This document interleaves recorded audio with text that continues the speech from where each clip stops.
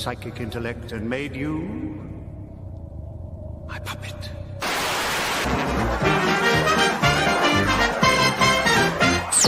It's a bullseye! And here's your host, Jim Boyd!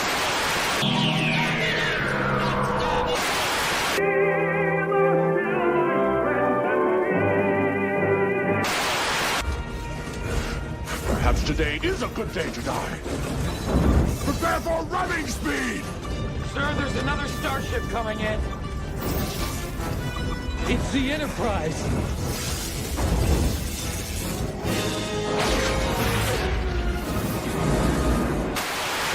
Your shoulder bone connected to your neck bone, your neck bone connected to your head bone. Now hear the word of the Lord. Them bones gonna walk around. Take a base of action. Green group, skip across the holding sector of each other. Admiral, we have enemy ships in Sector 47. It's a trap.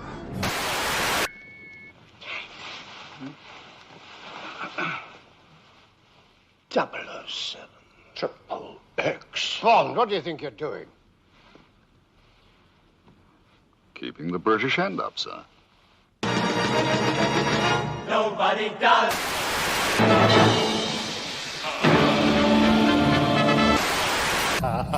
Sorry if I scared you. You'll like this bit. Yes, indeed, ladies and gentlemen. Yes, indeed. You will indeed like this bit. The great Tom Baker. Didn't he just have a birthday? He literally just had a birthday. He's like 91 now. 1 second. Tom Baker. Let's have a look at that up. I'm sure didn't I comment on it? January 20th. He had a birthday just a week ago. He's 91 years old.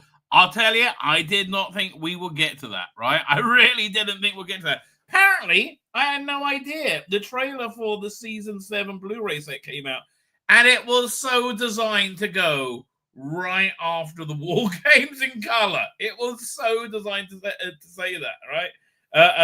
Checkers 93. Look at that. Good for him. Good for him. And honestly, he's frail, but he does seem to be very together, right? Like he's not like, oh man, but look at Trump though. How old's Trump? He's like the oldest president ever, and he's just hilarious, right? Look at just Trump being funny again. Oh man, I miss that. Oh, there's so much I missed, and it's so much better this time around, right? It's so much better this time. But I tell you, I think happy days are on the way here again. Now, somebody in the comments said, look, the trans insanity isn't over yet. And no, it's not. But you have to look at the direction that that things are going in, the direction that you're going in, right? In terms of one's personal growth in Judaism, and I think this is pretty good advice. It's don't worry where you are. If you're up, if you're down, worry about the direction you're pointed in life, because there is an inertia. If you keep pushing to go up, you will keep going up, and if you don't do anything and you're on a slide, you'll slide down, right? It's and I do. I think that that really kind of epitomizes Tom Baker. He's always like, I think he's a very funny, interesting guy, but he is a very intelligent man, right? And he's always pushing for new and interesting ideas. A lot of the ideas he'll tell you, oh yeah, oftentimes they're awful. Like he had this whole idea in Robots of Death, how he could like swing from the raft to the side down the corridor, and they're like, well, maybe you should just walk down there, Tom. Like, well, okay then, okay, very good. The great Tom Baker. Anyway, good evening, good morning. We have a lot to get to today. I intend to get to it all, right? I've got to finish off that Stephen Moffat interview because I don't know. Start us off fish. We've got to look at the Season 7 Blu-ray trailer. Oh my God, Star Trek Section 31 deep dive review. I've just finished converting it, so we have. I have it as a video file, but if I move the thing along, it will just be stills. Again, I did a 2-hour stream on Dan's channel last night. It's so bad. It's still basically talking about that. It's shockingly bad. Like on every single level. Like, you know, do you remember when you watch like the Jody Whittaker Doctor Who and you're like saying like, what was that first one that was really bad? I mean, they're all pretty bad, but the first one that was you had Woman Who Fell to Earth. You couldn't really tell at that point, right? You had Ghost Monument, which actually was quite looked like it might be okay, right? And then you had the very special episode of Doctor Who Rosa, right? And it was like, oh, whatever, fine. But then you had Arachnids in the UK. Great title, terrible episode. You just went, the quality of this is shit, right? I mean, if we weren't so scared of speaking out about Rosa, you would have said the quality of that was shit as well. And the quality of that was shit, right? But this is really genuinely like the worst shit I've ever seen. Oh, it is shocking, right? It is shocking. I do not know. I don't know how it happened. And we've got an interview with with Alex Kurtzman, I think the writer or director. And like, why would anybody admit to writing that? I don't know. That's like you really, really, really want to keep to yourself. Anyway, so. I meant to talk about this last night, but again, one of the many things I forgot to talk about. Each week in Judaism, this week in Judaism, on Sabbath, we read a portion from the Old Testament, and we're basically serializing the story. And there's a reflection of that in the spiritual reality of the week. So last week, we just started the book of Exodus, right? And there's a whole thing like a new king arises, right? Who says he didn't know Joseph, but basically he did, right? But the idea was a new king arises, and there's a new regime. Obviously we saw that right after Sabbath with the inauguration of Trump, and oh boy, was that a new regime, right? So this week it's the beginning of you get the first 7 of the 10 plagues. And look, if I'm viewing Trump as an avatar for the forces of light, right? Forces of the messianic forces of light. Therefore, could we see the function of the 10 plagues was to break the arrogant idolatry of the Egyptians, right? And the idea that there was nothing above them, right? That was the function of the 10 plagues. Will we see something like that introduced into the arrogant, evil people who think they are above all of us and above everything else this week? That would be fantastic. I'm just waiting, right? For some reason, I don't know how this Deus Ex Machina can actually happen, but how there's a new election called in England because Farage is going to win. Right now, he is ahead in the polls of the Tories. He's ahead of Labour. I think he's at 26, and Tories at 23 points, and Labour at 22. And I think, again, you have to look in the direction things are going. And the direction things are going are good, right? And especially after Trump's had this, incredible start, which is just knocked the doors out. Oh, I tell you, it's incredible. Again, I started talking about this last night, but I forgot about it, right? The guy came on my channel, not the one who was crying, but the one who was actually normal and reasonably together. We because he was he has a very opposite worldview to me, right? And he was Nigel was his name, right? Nice guy, right? We, other than politics, we agree about stuff, right? And not a stupid guy either, right? But genuinely a nice and intelligent guy. He's definitely looking for some validation that everything that's happening is a disaster, right? Because I put out this video here. 1 second. This one. It's a bit okay. I did get a bit trolly with my thumbnails. I'm just like, it's huge. So this one, I put this out on Friday, and it was a couple of my videos from last week, the day after the inauguration, and a couple of days later. Like being called in a nuclear blast of awesome, right? So this guy, again, he's not stupid. This is amazing. And he's not insane, right? So he comes up and says, well, 9 of his cabinet picks have been rejected. No, they haven't. Hegseth is an alcoholic accused of sexual abuse. No, he's not. And no, he wasn't. I mean, he's accused, but not, not legitimately. Matt Gaetz chose to relinquish his appointment. No, yeah, whatever. He didn't relinquish his appointment. He relinquished his nomination because the accusation of sex trafficking and having sex with an underage girl. Then, of course, there's his drug abuse. Here's the thing. None of that stuff's real. It's just gossip, right? We really, as a society, I'm reading off the comment right. We really, as a society, need to just say no to gossip, right? Just say, stop saying, John Barrowman, he's a sex pest because we all said it. We've got to stop with that. I think society will be much better. Anyway, he keeps going on. His attempts to remove birthright citizenship have been ruled unconstitutional, and he's a tantrum because the bishop told him to show mercy to the weak and vulnerable. Again, nothing like that really happened. The birthright citizenship is if you're born in the US, right? So if you're pregnant and you have to, you're on a boat and you get to land in Israel, the kid will be American. It's based on a thing that started up in from the Civil War, essentially to give the black slaves citizenship. Say they were full people and citizenship. But then I can't remember who did this. It's the 14th Amendment, I believe.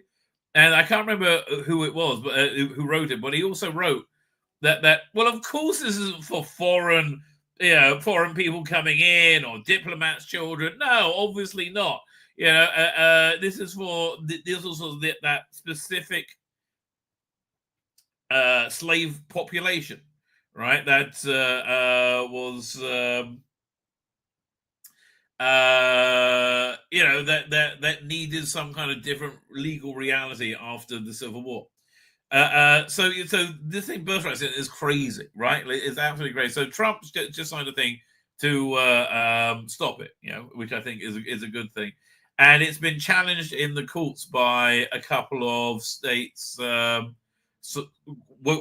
turders, I think the best way of describing them, right? And this is fine, right? It's because this opens the door for this challenge to be taken to the Supreme Court. I think this Supreme Court will side with Trump on this matter, right? I think the odds are very, very good. So yeah, but again, look, you've got to get off the Kool-Aid. He's backed away from his promises to bring prices down, and they've actually gone up. And that's not true. Again, he's insulted and threatened his closest allies and co-starts to Prince Mohammed bin Salman, who was a dictator, the first leader he called. Again, I don't know about that, but you're wrong literally on everything else. He pulled out the WHO, very good thing, right? Despite yes, point after point after point after point is insane, relentless spin, and that's where they are right now. All right, somebody else said in the comments, I really feel bad for people who are having a tough time with this because, man, this is fantastic. I'm having a great time. It's fantastic. Despite the avian flu causing whole flocks of birds to be slaughtered and the fact it now spreads cow. Yeah, again, I don't trust the WHO as far as I can throw them. They also made giving aid to California conditional. Yeah, good for that. California has enshrined into law that they need to be able to cheat on elections. And I think this guy was telling me anyway, I don't know if he's correct. He's been wrong about everything else. Telling me that. And I would support that, quite frankly. Don't steal the money for DEI programs and let people vote fairly. Seems to be a reasonable thing, and you're using leverage to do that. But again, literally everything he wrote, 9 of his candidates have been rejected. Wrong, none of them have. Hegseth is an alcoholic. Nope, that was that was so stupid. That was Senator Hirono from Hawaii intimating and accused of sexual abuse, and he's got a sea of testimony telling that's the absolute opposite. Well, with Matt Gaetz, I don't really know, right? I don't know why he was nominated. I'm glad he dropped out as quick as he did. I like Matt Gaetz. I like the idea of him being Attorney General. But whatever, was it the plan? I don't know, right? Birthright Citizen, nope, that's going bye-bye. Everything he wrote is crazy, right? But they're desperately grabbing onto the cup. And you can see why, right? You can see why. Because the whole world is imploding. And the cornerstone of that world is the trans insanity, right? That I can now call it trans insanity. Shows you what a cornerstone of it is. So this was from GBTV from about a day or so ago. Debs, I don't remember what her last name is. Debs. It often comes into the conversation of protecting. Who sits there and goes, "What if someone does this?" When we talk about like the changing rooms debate is a perfect example of this. The conversation around. Children move towards moving towards trans ideology rising since 2010. Not just rising. It was 300 in 2010. It's like 2023. It's like 10,000, 30,000. Should I, as a female, be forced to get changed in front of a male? Because then this is again the look. This is why they didn't let you ask the bloody question. Because yeah, let's see that again, right? I'll be forced to get changed in front of a male. Because well, I don't want to force you, but if you want to volunteer, it depends what you're getting changed into. We can talk. But this is again the conversation about where you view gender and somebody's right to self-autonomy. I've got no interest in how someone views their own gender. My question was, why should I, as a female, be forced to get undressed in front of a male? But if we're referring to a trans woman, then that is a woman. No, it's not. And you're a crazy, fucked up weirdo. It's not a woman, right? And they're finally, and this is England, much more so in America. They're finally being smacked in the face with reality, right? No, it's not. No. A trans woman is a biological male. So I'm asking you again, why should I, as a female, be forced to get undressed in front of a biological male? Right, but if somebody has a gender, answer for example, that question.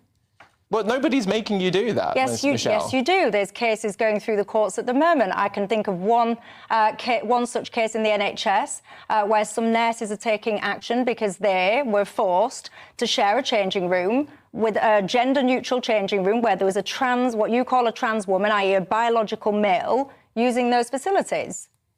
So, yeah. Again, he just doesn't know what to do once he's like... And this is how quickly it's all crumbling. Because this is why they wouldn't let you speak. For like literally, yeah. This is, again, the Jody fans. Remember how crazy they were? They screamed and screamed to shut you up because they knew they're full of shit. Yeah, it actually does happen. Right. So I ask you again, why should I, as a biological female, be forced to share and get undressed in front of a biological male? No. I will say trans men are men, trans women are women. That's your insane, absolutely batshit bonkers religion. That's not real, right?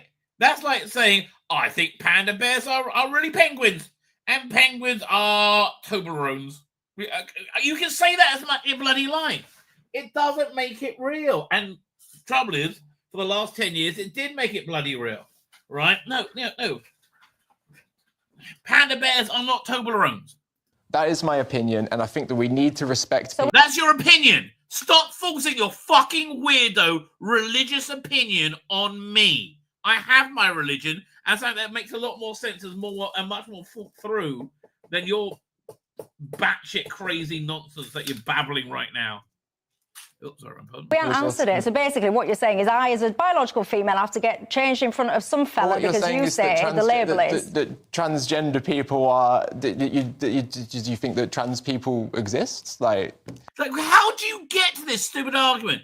Yes, they exist, and I think it's a bloke that exists, not a woman. You know why I think it's a bloke that exists and not a woman? Because that person has a dick. Normally, it's a bit of a giveaway. That's like we kind of gone with for years and years and years. As like, your handy indicator. Like that a bloke normally has a dick. I think that what you call a transgender woman absolutely exists. I don't think it's a figment of your imagination. But I think that they're categorically, biologically male. So they're... Well, actually, we do have... Where is this? A very important scientific clip. Now, where is it? I got to show over here. No, not that one. Not that. Oh, that one is funny. Where is it? I had it in my go-to stuff over here. Where did I put it? Hang on.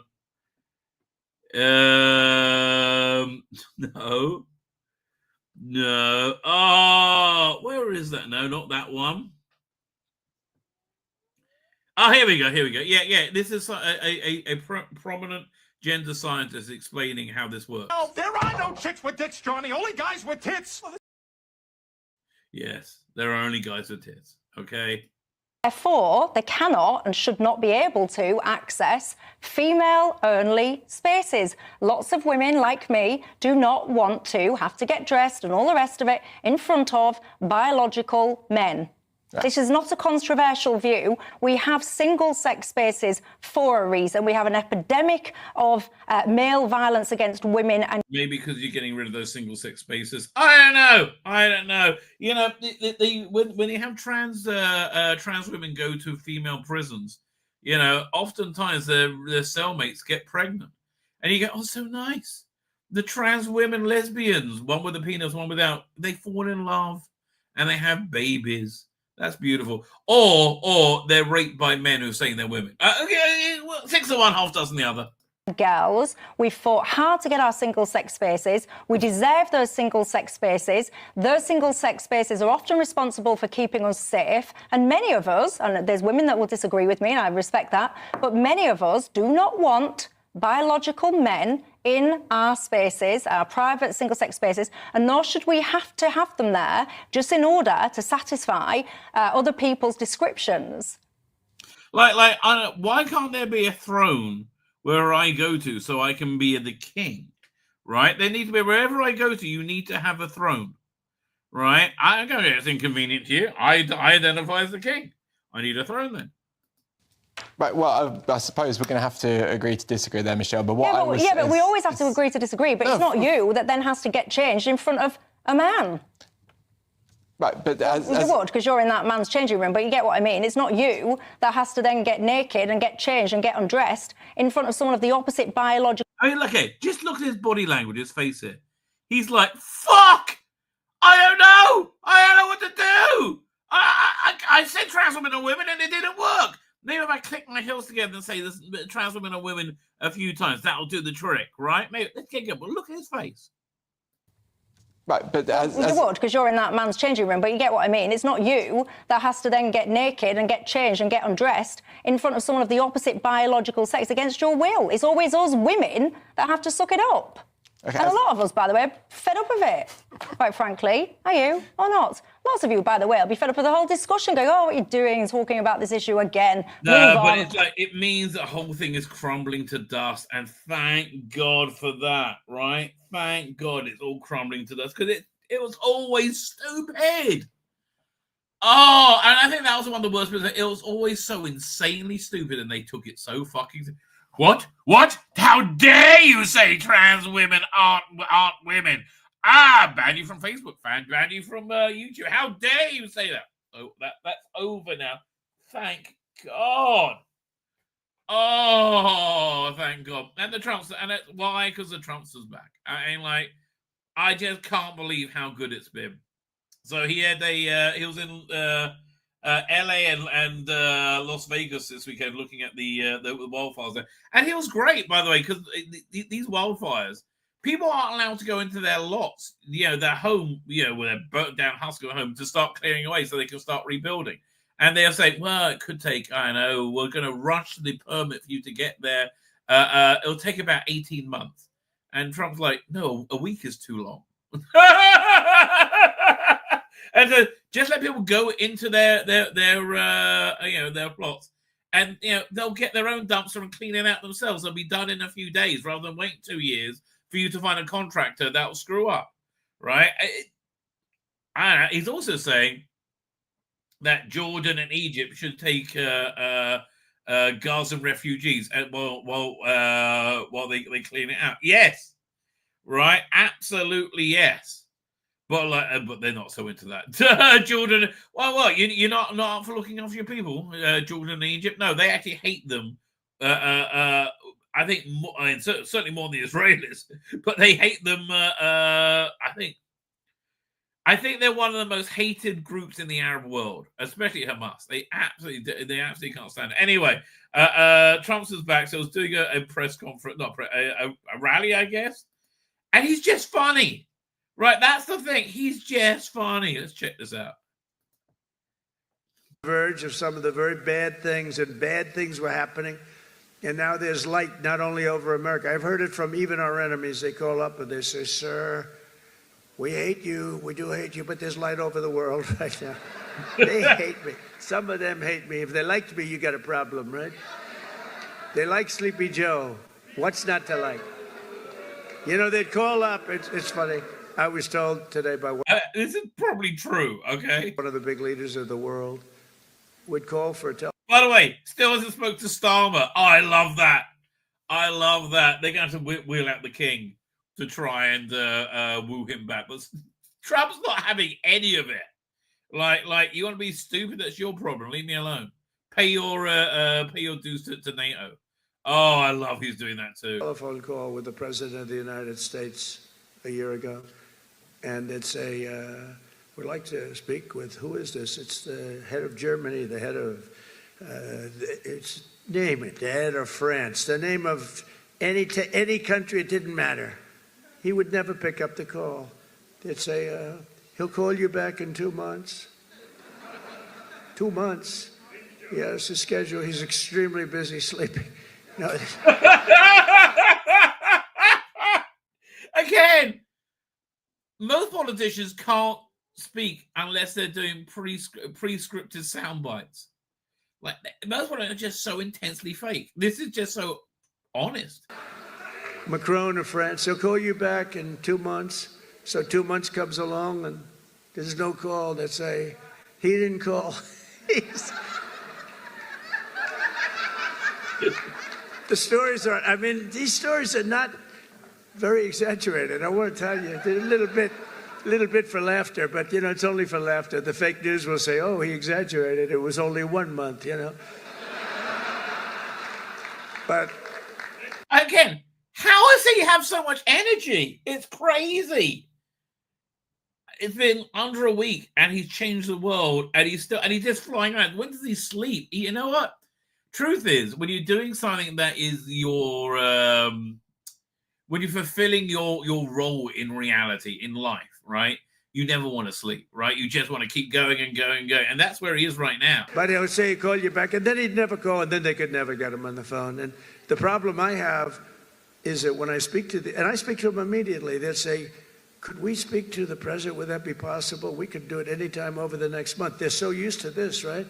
I say, no, I'll pick it up right now. Is he on the phone? Yeah, hello, how you doing? That's what, you know, get it over with, right? Get it over with. The only problem, they were so starved for love from the United States, I cannot get them off the phone. I can't get people, if you can't, I say, I have to go now, King, or I have to go now, President. But you can't get them off the phone. They're starved for love. You know, for years they haven't spoken. They didn't even know we had a president, if you want to know. But under our leadership, America is back open. Yes, we are. America is back, baby. And so fast and so quickly. It's blown my mind, right? It has blown my mind. Anyway, let's get to the chat, ladies and gentlemen. Doink. I am particularly happy with this thumbnail today, right? Because I've been trying to work out how to do a green skin Orion for quite some time, right? And it just, the AI just won't produce it. Like Mid-Journey, oh God, and they charged me again for another year today. I wish they would tell me it's coming. I wanted to switch to monthly. But yeah, so they never come out green skinned. So I finally worked out in Photoshop what to do. And I kind of like Sydney Sweeney as the Orion slave girl. I'm kind of pro Orion slave girls at the best of times, I have to tell you. Is that my number one geeky sex fantasy? And sleeping with an Orion slave girl? It might be, actually. I can't think of anything I would want to. Is there another one? I can't think of anything anything better. Again, in terms of geeky sex fantasy. Any other alien race? I'm thinking, oh yeah, that's certainly the way to go. I can't think of one. I cannot think of one. Anyway, let's be clear. Even if Section 31 has Sydney Sweeney as an Orion slave girl in a full frontal scene, God, that sounds good. It wouldn't be worth watching. It's awful. That's the pity. The Rabbi would have loved that. He would have done, Sydney. That's why you're so good, right? That's why you're such a wonderful, wonderful human being. We're very happy you're here. Star Trek Section 31, deep dive review. God help us. But we're going to do it. And then again, and after we have an interview from Kurtzman and whatever the name of the director is. I'm like, okay, I got to hear what they were thinking. By the way, I labored long and hard to find the right background. I want to find a real Star Trek-y background, right? And I like went through a lot of different things. So you know where this came from in the end? This is what was it the villain from Star Trek Picard season 3, her ship, right? And I just find that like pattern in the background very, very Star Trek-y, right? So it really puts you inside that world. So yeah, a lot of work went into that. Stephen Moffat working with shit, exactly. And SNL has not learned their lesson. Oh god, more excruciatingly unfunny Trump hate. And it's like, get over it, all of you. You got to get over it now, right? And listen, anybody who hates Trump and can't stand him, please come to my channel. I'll try and talk you down. Right, I'll try and talk you down. I'll do my best for you. Because again, it's over. I mean, like, it's not over, but man, it's heading in that direction very, very, very, very quickly. Right, it's soon going to be completely over. Anyway, let's look into the chat. Darren Evans here. Darren Evans, thank you for joining us. Jonathan Cox is here. Hello, gang, says Jonathan Cox. Hello, Jonathan Cox, says the gang. Peter Rich says 91 for Tom Baker and 93 for Shatner. Oh, 1 second. Would you love to hear them do like a monologue together? Or that wouldn't be a monologue; it would be a dialogue, I guess. I should have thought of that. Elizabeth Leo or Ivon Sea? I do not know either. Let us investigate, ladies and gentlemen. Let us investigate. Who are we looking at first? Elizabeth. I spelled it with a W instead of an E. That's probably a mistake. Elizabeth, what's her name? Lale. Who is Elizabeth Lale? We will investigate together. Already I'm saying, not really. Look, Orion Slave Girl, Sydney Sweeney is a it's a tough hill to get over, right? That's a hard one to beat, but let's have a look. Who is she? She's an American actress. I don't think I've seen her in anything. I mean, she's pretty, I guess, but not that fuckable. Yeah, let's look sexy. Let's see if what that comes up with. That looks like AI to me. But she just kind of looks like kind of girl next door. Nothing really to write home about, right? And who's the other one called? Yvonne. No, if you're going to Yvonne Craig, well, now you're talking. Yvonne Zima. Let's go back. Zima. Okay. Oh, she's totally a sexy. She was in Iron Man. Who was she in Iron Man 3? Okay, yeah. So she's totally sexier. I don't remember who she was. It was in Iron Man 3 though. Okay, Yvonne Zimmer. Okay, let's try Yvonne Zimmer sexy. Okay, good. Let's see what they have there.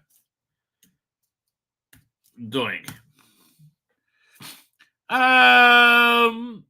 Okay, she's hot. She's hot. I just can't remember who she was in Iron Man. So there you go. That's going to be Yvonne Zimmer, right? That's going to be Yvonne Zimmer. I kind of prefer her with dark hair, quite frankly. But yeah. Yeah. Again, that one wasn't even close. But Yvonne Zimmer, we got to check out more moves with her. It looks like She's a healthy young girl that we got to know. Healthy young lady, so we have to get to know better. Well, PD Rich, we said hello to PD Rich. Got on. I think Shannon is about a decade older than Sleepy Joe. Really? I bet you're right. Actually, I bet you're right. Transport away from the WEF. Yes. And can you see Klaus Schwab's little confused face? Like it's fantastic. Pulled away from WF, WHO, WF. Get rid of all of them. Certainly, my life's a freaking roller coaster. I could use the map. Well, you know, it's not universally good. Wasn't the first episode where she managed to teleport them all into deep space? Yes. Yeah, that's a Jody one. Well, you haven't seen yet. Don't watch it, Jonathan. I'm telling you.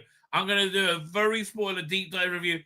Don't watch it. It's not what it's an hour and a half that is stolen from you, right? I mean, you can watch it if you want, but it's just an hour and a half that's stolen from you for no good reason.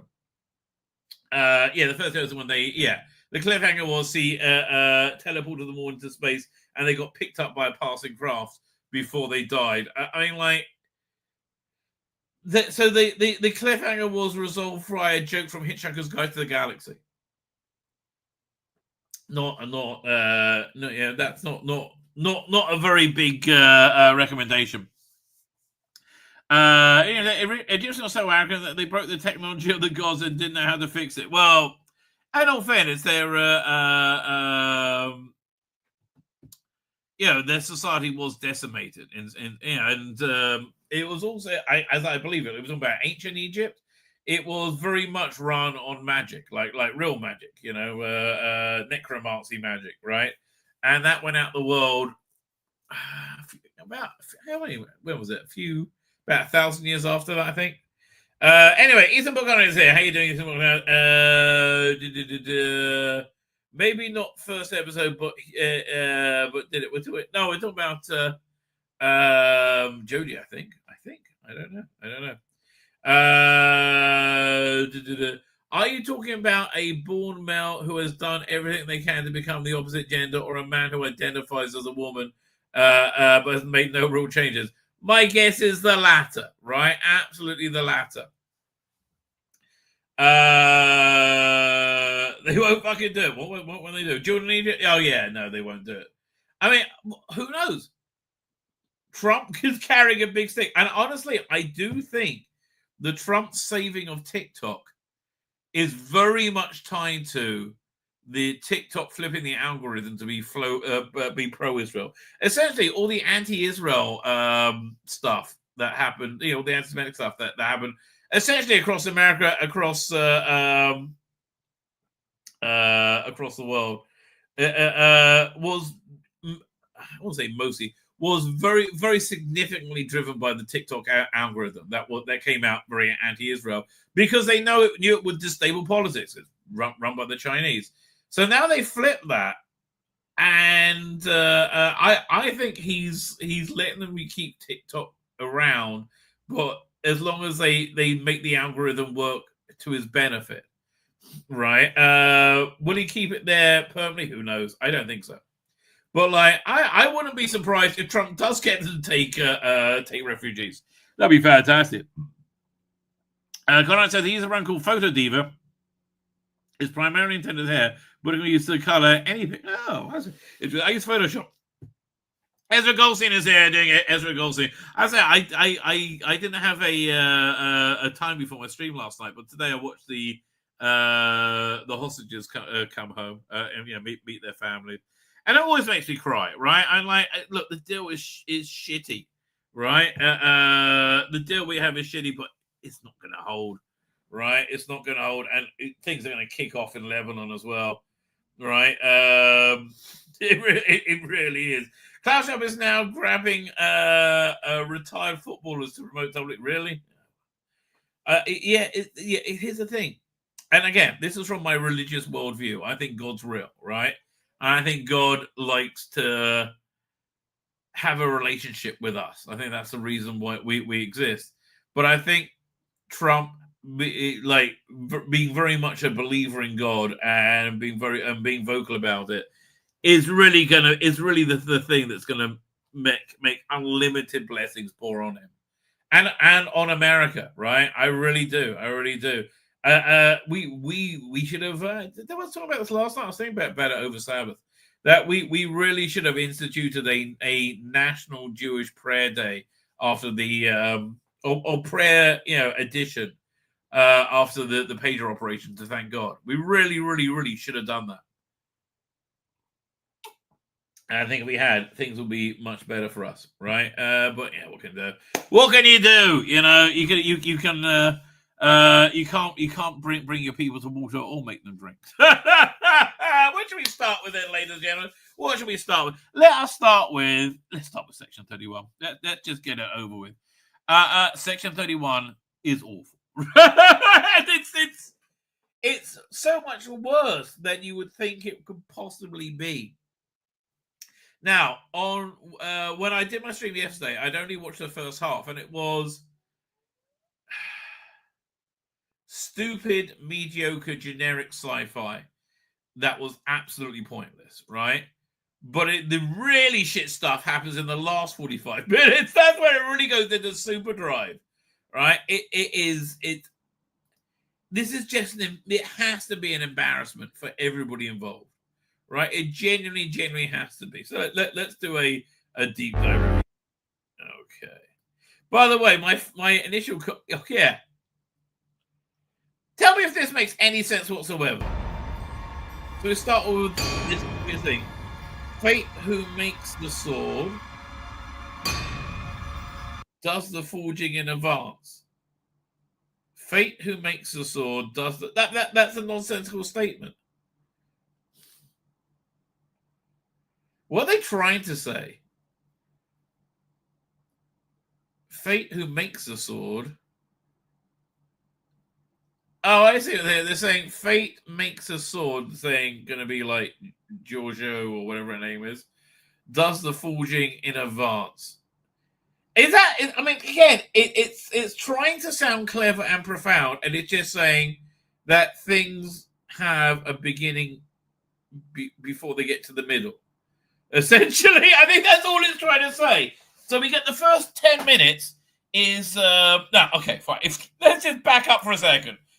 Like, what the hell? I couldn't remember much about this at all. So, the character Philip Giorgio, played by, what's her name? Which is the only reason this thing is being made, Michelle Yeoh, right? So, she was in the first episodes of Star Trek Discovery. She was on a planet, and they needed to send a signal. So, her and the stunning and very brilliant Michael Burnham walk in a shape of a Star Trek Delta so they can be found in the sand, I think. Anyway, so she gets killed in the first episode by Burnham being too wonderful, too stunning, too brave. And then they have a whole thing with the Mirror universe where you meet her again, and she's the Empress of the Mirror universe. So then I think she gets trapped in our universe or something. She can't go back. And she's working for Section 31, and then she's on Discovery, and for some reason she gets caught in the garden. The Garden Forever sends her back somewhere in time, and I couldn't remember where that was. I worked out last night, again, when I was on Downstream, we're talking about this, that one of the main characters, and I had no freaking idea while I was watching this, one of the main characters is Captain Garrick when she was young. Captain Garrick was the captain on the Enterprise C in yesterday's Enterprise.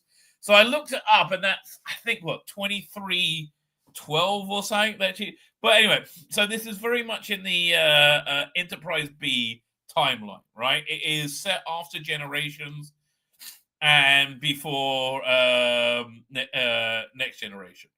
Right, so it's around there, but I forgot that's where she is. Anyway, so that's where her character is, and here the crushing shame of this is it actually could have been if there was a functional working Star Trek series, right? Like a good one, something that we like. You could do a Star Trek underworld type of thing, which would be kind of fun. But they did that in Star Trek Picard in like the Raffi sequences, and I think that generally speaking worked. I really like the Vulcan gangster. Anyway, so now we have this long pre-title sequence or whatever introduction, and this is obviously young Captain, young Empress, whatever her name is, Michelle Yeoh. And she goes home and said, I made it back, yay! And she was in some kind of like Hunger Games trials. Everything about this is so derivative. Everything about this is, the new Superman TV spot. I will take a look at that. Thank you, JFO. That's the next thing we're looking at. Freaking loving the James Gunn stuff. JFO, you have done well. Come the revolution, I will allow you to die quickly. So yeah, was it? So we're in was it? So yeah, everything about this is incredibly derivative and incredibly cliched, right? It's just very, very badly written, right? In many, many ways. So she returns home after being in this Hunger Games sort of thing, and she beat her adversary, who was her lover or boy, whatever, and then she has she's put something into the stew that's going to kill all her family, right? Which is her last test here. Right, yeah. So she kills her family, and then this giant spaceship arrives, and yeah, this again, Kurtzman can't work out why going bigger and bigger and bigger isn't like the way to go for everything. Because it makes it all meaningless. In other words, so now so you have all the troops beam down in formation. Yeah, I'll show you this. Again, all this is listen to the music. I mean, this is honestly we're a couple of years away from this. From this whole thing being entirely creatable, including the script from AI. So that this was the person she was fighting, who was her lover, and now the former Empress says she takes a sword and burns his face in with it and makes him into a slave rather than kill him, I think.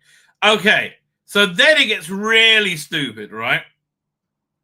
As we have one of the many, many info dumps. Just look how stupidly this is done. All hail the Emperor! I have the power! And how is she the Emperor now? So then we get this major info dump, right? This is Control with a priority message for Alpha. Yeah, none of it makes sense. I just realized that's Jamie Lee Curtis's voice. Jamie Lee Curtis is a very dodgy person. She's got like this pedophile art piece on her wall. Her kid, there's something very weird going on with Jamie Lee Curtis, and not good.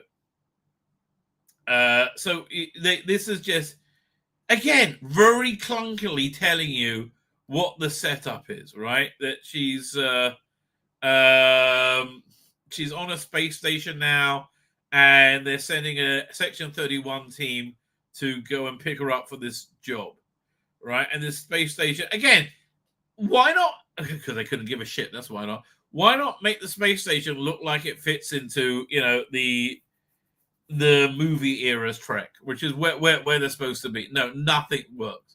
Nothing about this works, and it's just cheap shit. Although they made this for $80 million, I was like, that's $80 million badly spent. It really is. It's like and look again. Look how cheap this is. Like their cool space casino. There's hardly any extras there. There's 1, 2, 3, 4, 5, 6, 7, 8, 9. There's like 10. And it looks empty as hell. But okay. So this is her coded transmission 1. Yeah, they put it again. There is nothing that connects to Star Trek at all in this whatsoever. In fact, so much so when you see Star Trek stuff, you go, "What's that doing there?" Coded transmission 1. One Night at Baram, right? So they give like little titles for, I think there's 3 or 4 sections. And Philip Jojo walks in, and there's she noticed the covert ops team. She's got like the black and white face guy from Let This Be Your Last Battlefield. Weren't they all destroyed, right? And of course he's super gay. Yeah, obviously he's super gay, right? And they use it. They previously used sets from another Trek to keep the cost down. I'm sure they did, right? This is Control, Section 31, Kurtzman Trek, Control, and 13 from Babylon 5. I know which one yeah, exactly. So there's somebody waiting to see her. He's like a personal assistant or something. And again, it's just like, feels like they're, taking a bit of a piss on the corpse of Star Trek right now. So he turns up, and I keep thinking, holy shit, is that guy from Silo? What's that guy's name? He's a good actor. Guy who plays Sims. Got one. He's like an ex-rapper. I'm saying Silo. What's the name of that guy? Silo stars. Where is it? He's like one of the main characters. Oh, here it is. Common. There you go. I keep thinking it's Common. And look, in all fairness to me, I don't think they look so bloody different. Here, these people certainly look similar. Is there a good picture of him? I don't have a good picture of him. Never mind. All right. So he's turned up to recruit her to this for this. I can't even remember. Who cares? And she's like, "I've seen your teams here." And then she goes and talks about they do this several times where they introduce the whole team. You got that guy over there, and the Delton over there. The Delton was actually one of the only good characters. That genuinely interests me. One second, let me show you. Amyloid, a green-blooded shapeshifter, trying to muster sexy. Okay, I love that she's blowing a bubble and it turns into a heart. I think that's very, very cool. And I like this Delta was sexy, okay? Because here's the thing. What's the name who played it in Star Trek Motion Picture? Persis. I'll look up. Star Trek, the motion picture. Star Trek, the motion. I can't remember the name of the character. Ayala? Pembus. What was it? 1 second. I'm just trying to find the one that's like. No. Grace Lee Whitney. Oh, Persis Kahambata. Right? So she never really did it for me. Never turned it on. I like they have a sexy Delton in this, right? So that worked for me as well. All right, and then was it Krasinski, the guy who was in EastEnders, who was going to take over from Jonas Armstrong as Robin Hood, but never did. His career has never really taken off the way I think it should be. Plus, Kim Bitter. Yeah, that's exactly right. Colin Archer. And she's like, and there's this Laughing Vulcan, which is such a stupid idea. Oh, God. And now this Laughing Vulcan also is Irish, right? Now, this is not the first time Alex Kurtzman has done a very racist take on an Irish person. And literally, he's like the elf from Lucky Charms. He's like, oh, be gotta. It's so offensive, right? It's so offensive. And why is he Vulcan laughing? And then you have this woman who turns out, and again, I didn't find out until after I watched it, is Captain Garrick from Enterprise C about 20 years earlier, right? Fine, and then you got like a lot of the Fifth Element, Guardians of the Galaxy kind of thing going on. Yeah, so again, there's nobody in that room. Look at it. It's so weird. So she has this wonderful club, and they want to recruit her. And actually, honestly, she gives, I think, a decent performance in this, in that it's super camp and takes the piss, right? I also think she's kind of it's Suicide Squad Trek. Yeah, it's more actually, I would say, Mission Impossible, Ocean's 11 Trek, right? It's much closer to that, right? And so she's deciding what to do, and they join her for some reason, and she joins for some reason. Who cares, right? And they get, oh, fine. There's a McGuffin they need to find. She is super hot. I wonder what. Let's have a look who she is in real life. Star Trek Section 31. Let's have a look at the cast. Cast. Alok, no. Quasi, no. Robert Kaczynski, no. Casey Rose, Rachel Garrett, that's so dumb.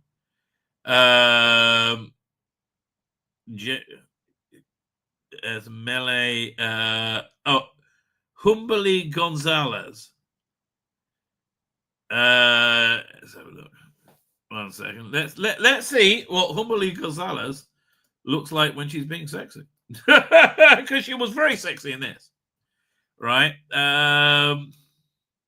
Okay, she's sexier without hair. Fine, I just looked at that this way. She's totally sexier without hair. But anyway, that they had a sexy Delton, I think that's one of the few things I actually really liked about this.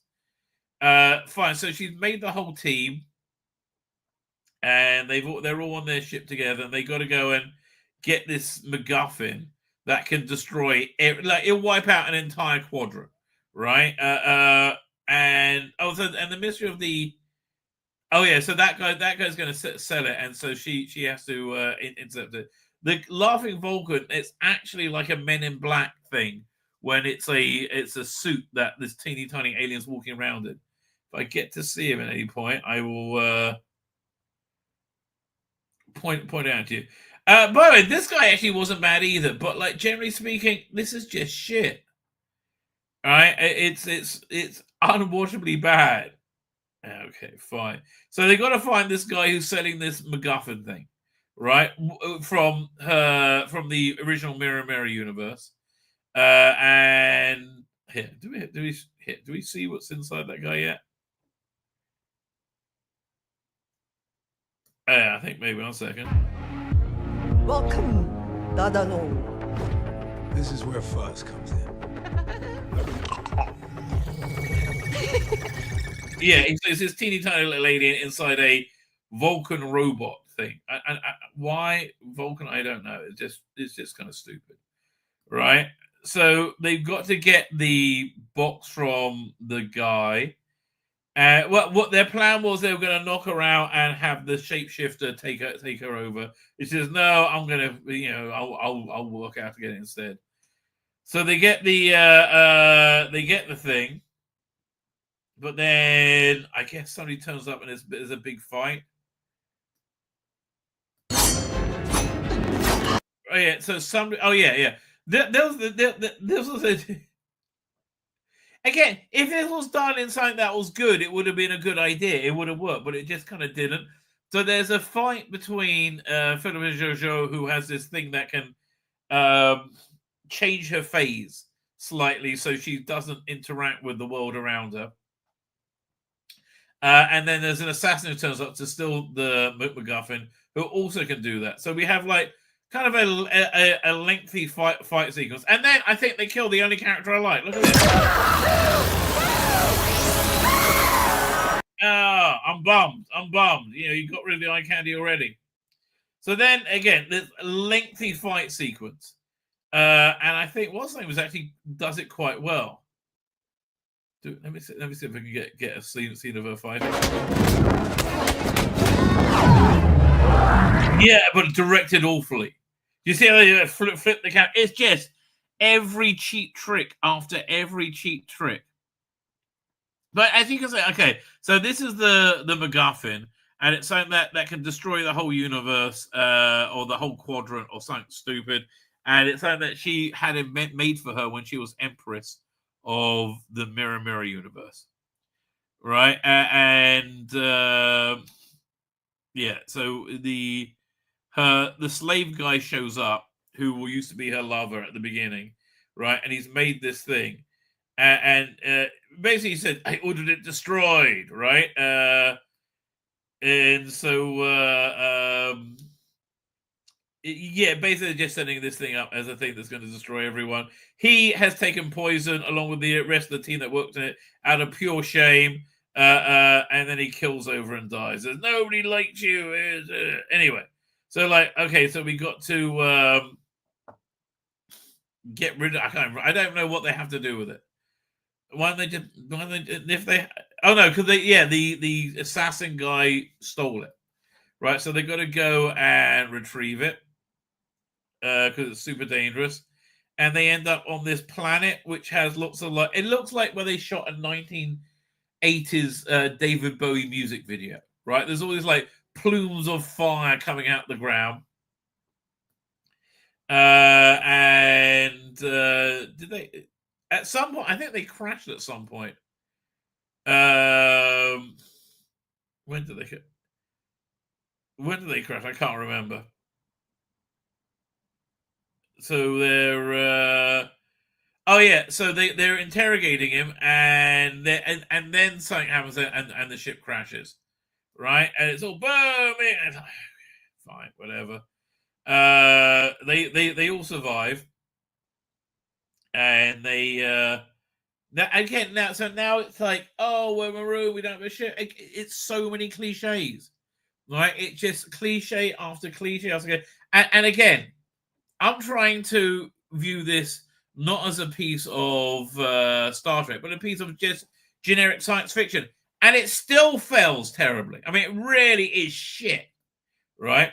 So she's also had a phase with the air she needs to breathe. Yes. Well, you know, this is Kurtzman Trek.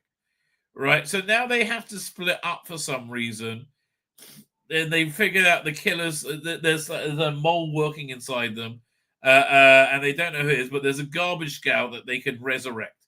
So a couple people go and look at it, and they need to say, oh, we need this bit of McGuffin here. And then... Yeah, and she's really bad. I mean, like, why did they make a Garrett? I just don't understand. Doesn't look or act in any way like a character we saw for like 5 seconds 30 years ago. So, okay, the next bit is all like cat and mouse. Who is the mole, right? Trying to work out who's the mole as they find everything being... everything that needs been destroyed. They want to send a signal.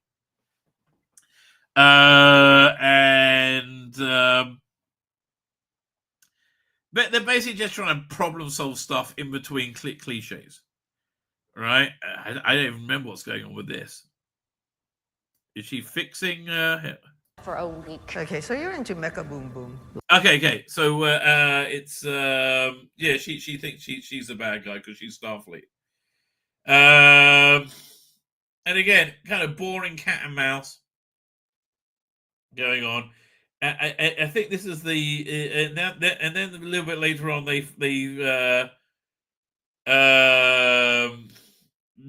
Robert Krasinski they think he's a bad guy. Oh wait a minute, what was? Yeah, I forgot there was this bit over. Oh yeah, this was so dumb. I missed the whole section. But again, none of this really matters. Like some of the bits they need to go have been taken by Robert Krasinski.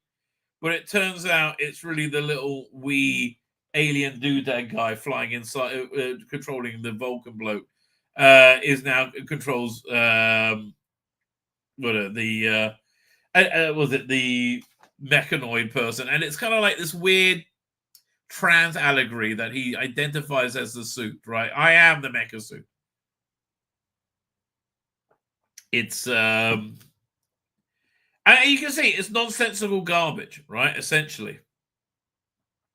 So next hurdle they have to get through. Yeah, for some reason, right? They then have to go on this Indiana Jones and the Temple of Doom kind of like chase here. No crew member left behind. Nice. Oh, they thought she was the bad guy, so they had her tied to a chair. Now she just breaks it up because she's running and brave. And yeah, look at this. This is like so many cliches that make no sense. Now we've got to chase the bad guy. Okay, whatever. And there's and so the Robert Krasinski guy is dead. He like drills himself in the eye apparently. But then the body gets hacked and taken over by the wee guy in the Vulcan.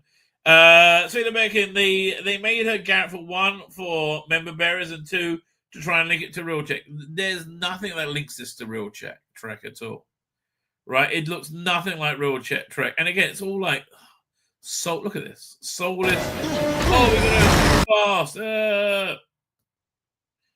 And lots of more like kind of pointless fighting. Fine. So now we're about 20 minutes from the end, and the real big bad shows up. Who was the person buying it? Who was her lover from a child, as we saw at the beginning, who killed himself after he made this terrible weapon, is really still alive. I have been using, I gave myself a little bit of the poison every day, so I built up a resistance to it. And now he's a big bad, right? Transfers over to him. Again, this woman looks feels nothing like Captain Garrett. Fine, so now they got a garbage scow to go after like a heavily armed ship. And so we're into the final denouement of this pointless garbage, right?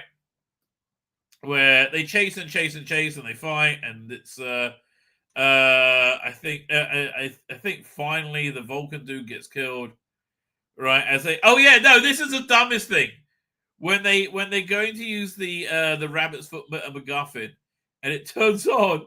It comes with a built-in countdown clock. It's so funny. Let me see if I can find it. There we go. Hang on. That actor's quite personable. The black guy who plays the shapeshifter. And they're using their tractor beams to try and pull this bigger ship, of course. And then they're going to fire their garbage at it. Oh God! And here it is. Yeah, look at this. What? Oh yeah, so now she kills the bad guy. Oh, there you go. More boring Discovery-esque fights. Yeah, and as it gets ready to count down, another thing turns red on it. Okay, good.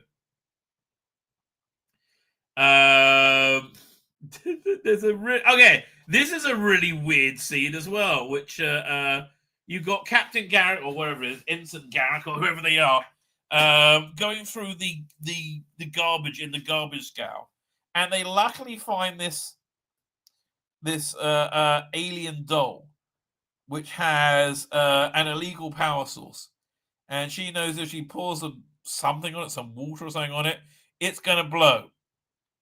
So they're going to try and shoot the garbage at the enemy ship. All right. Oh, that's the real bad guy. Hang on. No. It's wonderful to be with you. Yeah. For some reason, that turned into a massive bomb. Why? Who gives a shit? Oh, I mean, like, honestly, there's no point paying attention to this as you're watching it because there's nothing of any note anywhere. It's like nothing is worth your time.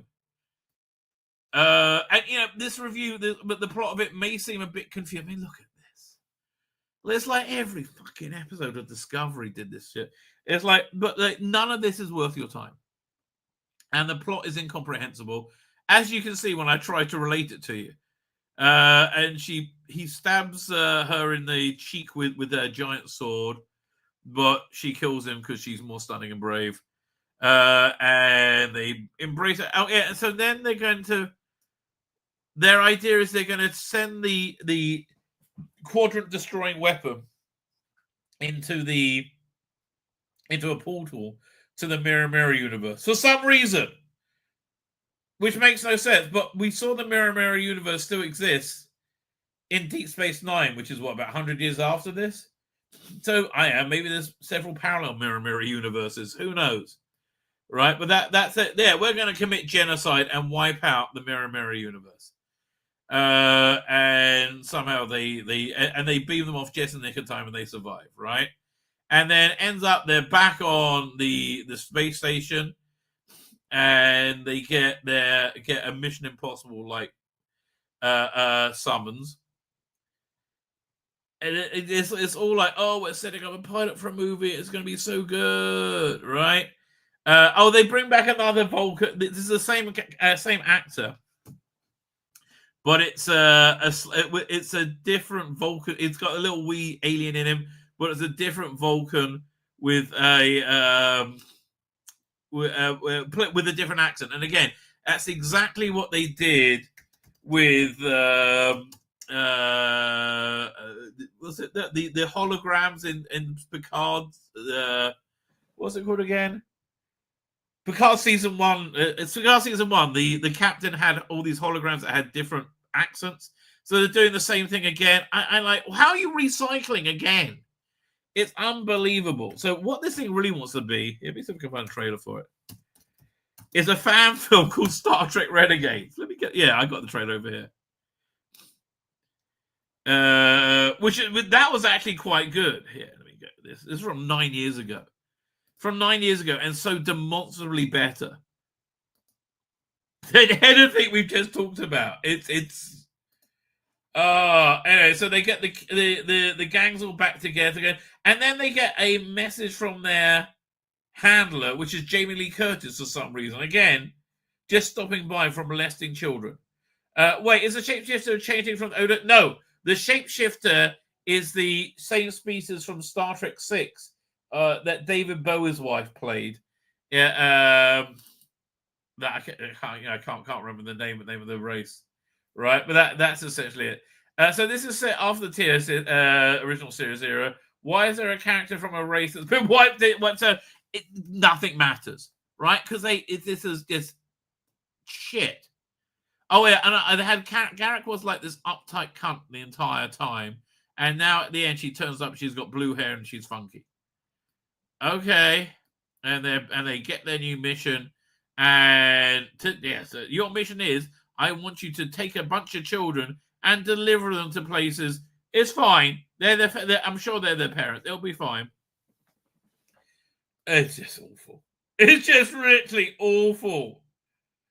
Like Bo Yeon Kim and Erica Lippoldut came up with the story for this, but they didn't write the script. It's embarrassing. Embarrassing and painful and long. So this is what I think this is what they're going for, and sadly, they didn't get this. Now this is obviously a lot. Yeah, it does actually feel that much cheaper, right? But it's definitely a fan film.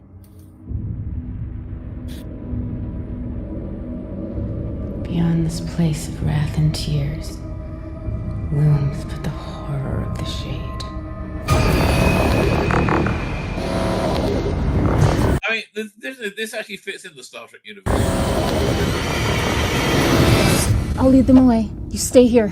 Don't leave me! I have to, or they'll get you too. Oh man, this is exactly like... I didn't realize they ripped this off so exactly. There may be evidence that she is still alive. I tell you, I was never really a fan of Star Trek Voyager. I watched it when it was on. Janeway always annoyed me. And that whole thing, none of it really worked for me. It wasn't my favorite thing. This is called Star Trek Renegades. So you can get it on YouTube. And then they did another one just called Renegades, right? But I love seeing Tuvok now when he's older. He's become a much more interesting character. Tell me. Do this mission, and I will. Oh, Tim Ross directed it. Oh, good for him. That he's the guy who plays Tuvok. I'm worried about you, Poppy. You should have retired years ago. I'm only 143. With all the new medical advances. Robert McGuffin, oh yeah, he makes an appearance in it. Oh man, I'm so sad he was saying Elon Musk did a Hitler salute. I mean, really? Robert, mate, don't be an arsehole. I'll be around when you become captain. The Federation made I like that it was called Archer, the ship. a grave mistake in interfering. We will not be stopped by you. Yeah, they feel like genuinely Star Trek-y aliens, right? Again, the whole thing fits into Star Trek and does exactly what this piece of shit wants to do, and it just fails at it completely. We will not be stopped by anyone. The Council refuses to act. He is destroying planets, and yet they do nothing. We can't trust anyone. Our salvation may rest with rogues and outcasts. Alexa, sing. You're supposed to be serving out a life sentence in an Orion prison. A recognized leader of a whole world, and we just stroll in and assassinate him. Starfleet's prime directive won't let them interfere, so they have to find someone else. Spirit without discipline can have deadly consequences. I'm in the mood to watch this. This is Stronghold. Ultra fortified. That won't bother me. Is that the same guy who played the Borg in Voyager? I kind of think it is. Be careful. One tragedy is enough. Make no mistake. You will be hunted. That's the way we like it. She's into that, is she? Oh, good for her. I will bring the Federation to their knees. We could be in trouble. We're already in trouble. Let's give them hell. Okay, it's been many years since I've watched this, but as I recall, the only thing that really looked cheap about this was the set for the bridge, which looked like it was like this room. It looked like a normal little room. Return fire. Be careful, Paul. This could get out of hand very easily. So this came out, I think, right after Gods and Monsters, which I also liked a lot.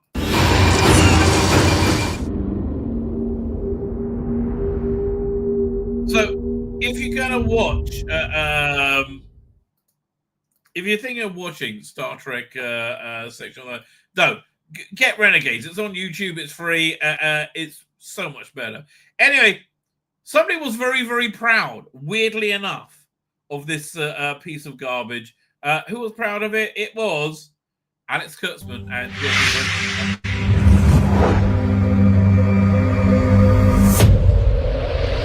LRM is, or LRM Online. Olatani, Alex, congratulations on this film, Star Trek Section 31. Olatani is his name? He's the director. He's a shit director. He really is. Thank you. Thank you. Yeah, excited everybody gets to see it. Why? Why are you excited to be able to see this? It just says that you're shit at your job. And you know what? I saw it. I actually watched it 3 times. It is. Well, you fuck off. I mean, did you watch it 3 times to try and work out what the fuck was going on with it? You did not watch it 3 times, you lying cunt. You did not watch it 3 times.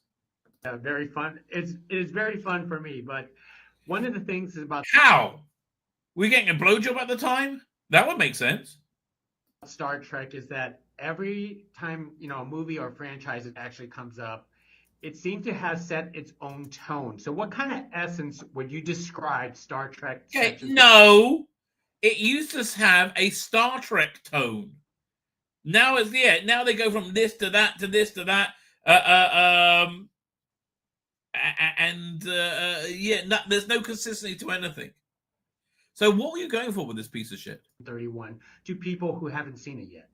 Well, I would say if there's one word I could use to sum it all up, it would be fun. It's not fun. It was shit. It was not fun. Why do you think this was fun? It was predictable, incomprehensible drivel. Right. And if I were to expand on that a little bit, it would be, it's fun, it's exhilarating, it's... Fuck me, no wonder you're such shit director. Look at how creatively empty you are. If I can expand on fun, it was fun and exhilarating. Really? Okay. Silly. I can see they got the A-team in here. It's a redemption story. It's about second chances, and it's an action movie. And you don't have to have watched the other 58 years of Star Trek to be able to watch this. You can hop in from the get-go and just enjoy the movie. Or if you're a lifelong fan, you can watch the movie and see all the Easter eggs that we've planted within and really enjoy that. The Easter eggs are just it's like you just vomited bits of Star Trek over something incomprehensibly. That as well. But either way, you can just come to the movie without any preconditions and enjoy it. Alex, how do you describe this? Okay, I went to the movie. I tried to watch it with no preconceptions. And I didn't enjoy it. Well, he just described it very well. I think it's important to us to make sure that each Star Trek show or movie really is its own flavor, has its own unique tone, so that you can tell the difference between one and the other. Yeah, no, you can't. They're all bland. I can't tell the difference between this and Discovery. They're all bland, Pat. Right? It's like, why do you think there's more of a difference? I don't. What are you thinking, weirdo? The other, and I think this one's interesting because it carries the weight of a certain kind of understanding of what Section 31 is by fans. And there's been obviously... We hate it. You dumb fuck. We hate Section 31. It was kind of cool when they mentioned it in Deep Space Nine. Kind of fit in there, and I like them trying to... they reinvented Bashir to be like, the super augment, right? But I like they were trying to recruit him. But, fuck me, Kurtzman. You have just gazed upon this relentlessly because you're creatively bankrupt. You are absolutely creatively bankrupt. A lot of debate about how much it does or doesn't hew to Roddenberry's very optimistic... It doesn't. ...and utopian vision of the future. I mean, do you remember that Star Trek Into Darkness? You were big into doing the same thing then. Why'd you write anything? What the fuck is wrong with you? How many times do you need to screw up before you go, oh, you know what? This might not be for me. And I think what's really fun about this is that, we're kind of saying... When I say fun, does it mean shit, do you think? That vision of the future, that optimistic utopia, isn't possible without people operating in the shadows to make it possible. Well, that's the point, okay? Look, here's the thing. There was a conversation on Tim Pool's channel about if OnlyFans should be illegal. I spoke about this, was it last night, the day before? Can't remember. And it shouldn't be illegal. It should be immoral, right? It should be something that you're ashamed that you're doing, right? It's not okay. So it's the same thing here. The world's Gene Roddenberry made, and I think Rick Berman extended in the next gen era, was a world where mankind had a higher level of morality. Right, and I mean, even the Section 31, as we saw it in Deep Space Nine, was a much more moral place. And those people all want the same things that Federation members want, which is a better future. But I mean, honestly, if they wanted to do something like this, they could have done like Star Trek Firefly, which is like an independent contractor, flying around space. They are not really the people who can put on a spacesuit or a uniform and operate like everybody else on a traditional starship. They're the misfits and the outsiders. And oh God. The man is made purely of cliches. I think that if you're a fan of Star Trek, so many fans, and I include myself in this, often... You're not a fucking fan of Star Trek, you cunt! Feel like misfits and outsiders, right? And well, okay, you certainly feel like misfit and outsider amongst a bunch of Star Trek fans, right? And then you'll probably feel a boot going up your ass relentlessly. So in a way, I think this is a tipping of the hat to how much broader the world of Star Trek can be without violating what is essentially... You know what? Why can't you do your job as a writer and do something within that world of Star Trek? Because you're creatively completely bankrupt. Star Trek, because at the end of the day, it is a reinforcement of an optimistic future, and that was really important. No, it's not. Again, it's incomprehensible babble that's being slated by everybody who's seen it. Because, again, you saw me try and describe it for you and show it to you. It made no bloody sense, and who cares? To us, which is why the tone is so important. Fun, funny, emotional. It wasn't fun. It wasn't funny. It wasn't emotional. All the things Tunde described, it's not dark, even though it talks about some darker. It's too stupid to be dark. Things. Well said. Well, gentlemen, thank you very much. Well said. This guy will say fucking anything. This guy, he will suck your dick if you tell him. For speaking to us about Star Trek Section 31, I feel like this is just a tease for some more things to come. Thank you. No, it's not. There's no more to come. Fuck. I mean, look, this is what I said last night on Dan's channel. Like, it could be worse. We could have got a season or 2 of it, or 3. Thank God we didn't, and we should really be grateful for that. Thank you. Thank you. Thanks so much. Thank you. Oh, God, 3.5 minutes of absolute hell. Yeah, and I would describe it as 90 minutes of absolute hell. It's shit beyond shit. Oh, God, it's so bad. So I don't know if a new Superman trailer has come out. I just found this one from 3 days ago. I think it's a fan one. Let's have a look. Sir, we found it. Could be it. I knew you sooner or later would appear before the world.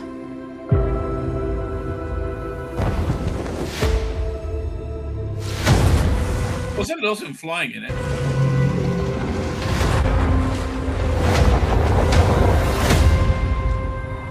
Who is it? This looks real. This totally looks real. Huh, they're calling him Superman. Again, I just love that. What was I watching Christopher Reeve? Superman. I was watching it like a montage.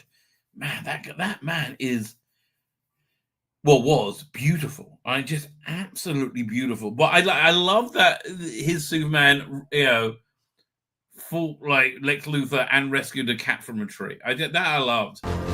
Saying it's like a god among humans. He's just a man whose weakness needs to be discovered. He represents everything you don't. Superman. That makes it easier to extinguish their hope.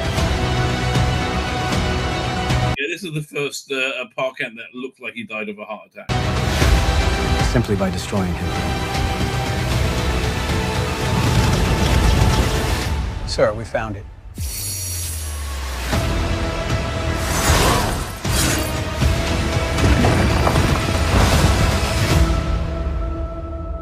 I have to say, I'm a little bit disappointed that they're having Lex Luthor as the main villain. Like, I really want Brainiac, like old school 70s Brainiac. What was worse? The section I don't know which of Blood Orange didn't watch it. Both waited Michelle Yeoh. Yes. Look forward to this movie, right? Look, you get me. I'm just there for you, baby. I really am. I'm just there for you. Fine. Yeah, let's go over to here. Go to Doink. Pocket Mags. It's here we go. I realized the new issue of Doctor Who magazine and SFX come out this week, and I really got to catch up on the stuff that I wanted to go over from there. Let's share screen. Doink. Oh, look at that! There we go. We're carrying on exactly from last night. Let's have a look.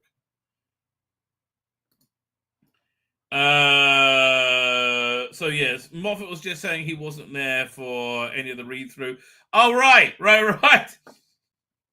And he said, I had this way better idea for the episode than actually just hang around as an odd job man in a hotel, right? I had a much better idea, but they said no, right? That there was no budget for that. It was so dumb. There was no budget for him to go, and he was supposed to go around different hotels all around the world trying to find the magic door to the Time Hotel, right? And that would have made, but then we couldn't make all those sets for hotels. The solution was use the same set and just change the logos and redress it slightly. Relight it. That's it. And then you can make a gag about hotels the same all the world over, right?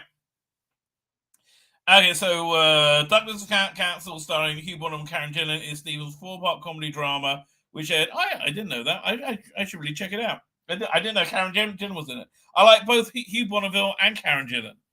Okay, I will give that out. So what is that? A comedy drama. Okay. If you haven't seen it, it's absolutely brilliant piece of television. Go and watch it now. Well, I want to go and watch it now. I'm kind of busy, but okay, I'll watch it now. No, I'll watch it in the near future. I know it sounds ruthless, but the problem with it was Douglas's Catford was a brand new show with a brand new production team that had never worked together before. Continue, Stephen. You've got to be on site for that. Whereas I knew Doctor Who would be fine. It wasn't. I mean, it's going to be as fine as it's going to be. You got all those producers working on it, but it's not going to be fine. It's going to be shit. Like I tell you, you've got Shooty Gatwa in it. Therefore, it's going to be shit. Okay, you don't get one without the other, right? I know what to tell you, mate. I know what to tell you. Fine. So that's why he wasn't there for that. And also, he was just a writer. He didn't have to be on bloody set for it. You can be on set if it's a treat, but like if it's something that you've done like a million times before, I can understand skipping it. Right? Totally. Fine. However, I was in constant touch with the Doctor Who team. Okay, whatever. It didn't help. And I was keeping an eye on everything. Why? Isn't that Rusty Davis's job? You're the writer. I was doing my job properly. I never made it to the but I never made it to the set. And there was only one of me on Douglas. So if you see what I mean, okay. Russell could be me. He should be. It's his job, as it were, on Doctor Who. Even though I suppose, by the way, if they do a third season, it's gonna be the gayest, wokest shit you can possibly imagine. Russell is very much like he can't deal with there only being two genders. And Russell, there's only two genders now, baby. Oh, thank God. So where were they? Russell could be me. If you see what I mean.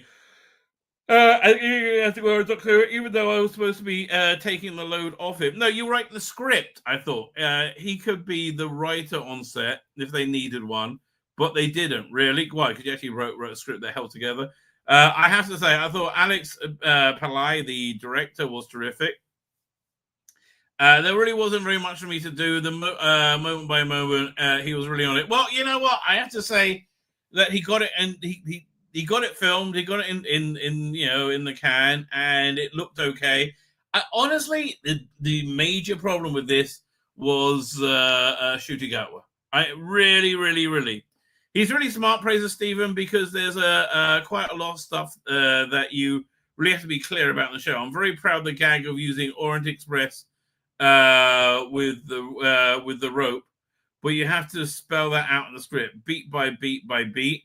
We have to see the grappling hook on the rail, and then the rope tight, and then it tightens across the atrium because it's such a complicated idea.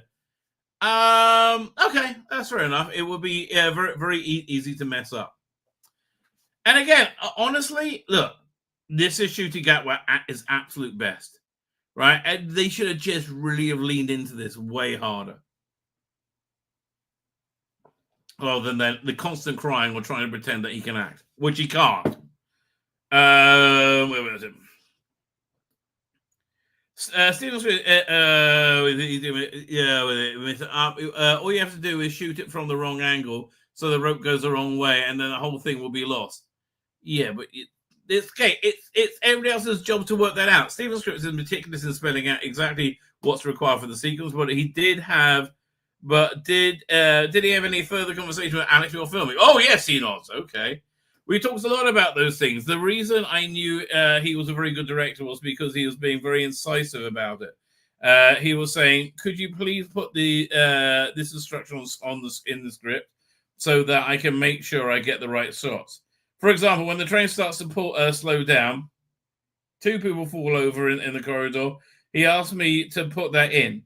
He said, we just need to sell the idea that the train is being dragged to a halt and the rope is has tightened. So it was really complicated, a really complicated sequence, but I think it plays off very well. I can't remember what that was for. It was to get the door off a tomb or something, wasn't it? It was also his idea to have the Doctor and Joy slide towards the dinosaur's mouth, which was one of my favorites. Yeah, that was one of the best bits of the episode. I agree with you. He asked me to write into the script so that would be scheduled. Okay, this just seems to be like how you make TV, isn't it?